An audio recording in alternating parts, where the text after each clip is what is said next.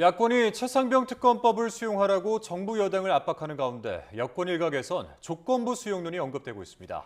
민심 악화 우려와 함께 여당 내 이탈표 부담 등을 고려했다는 해석이 나오는데 민주당은 법안 폐기를 위한 지연 전술에 불과하다고 선을 그었습니다. 보도에 박광열 기자입니다.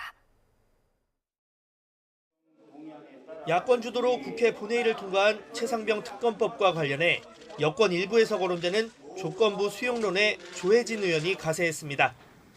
공수처 수사 시한을 정하고 이를 넘기면 결과와 무관한 특검 개시, 수사 시한 최소화 등을 조건으로 제시했습니다.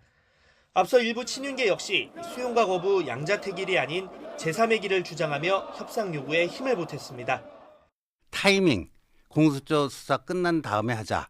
중립적인 대한변협에서 복수로 추천해주면 거기서 대통령이 고를 수 있게끔 다시 수정을 하게 되면은 그때는 수용하겠다. 이게 저는 솔루션이 되지 않을까. 기류 변화의 이유로는 총선이 끝난 21대 국회 임기 막판, 쉽지 않은 표 단속이 꼽힙니다. 구속수감 중인 윤관석 의원을 뺀 295명 의원 전원 출석을 가정했을 때 부결에 필요한 반대표는 99표.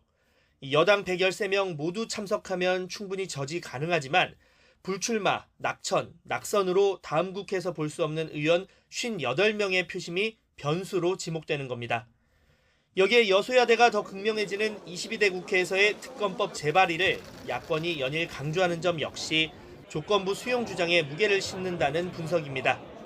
물론 민주당은 특검법 폐기를 위한 꼼수에 불과하다고 날을 세웠습니다. 수사를 지켜보고 특검을 하자는 건 20여일 남은 이번 국회 임기를 넘기려는 목적이라며 고려할 가치가 없다고 일축했습니다. 수사 인력 등 공수처 역량 미흡과 총선 민심을 언급하며 대통령실을 향한 특검 수용 압박 고삐를 늦추지 않고 있습니다.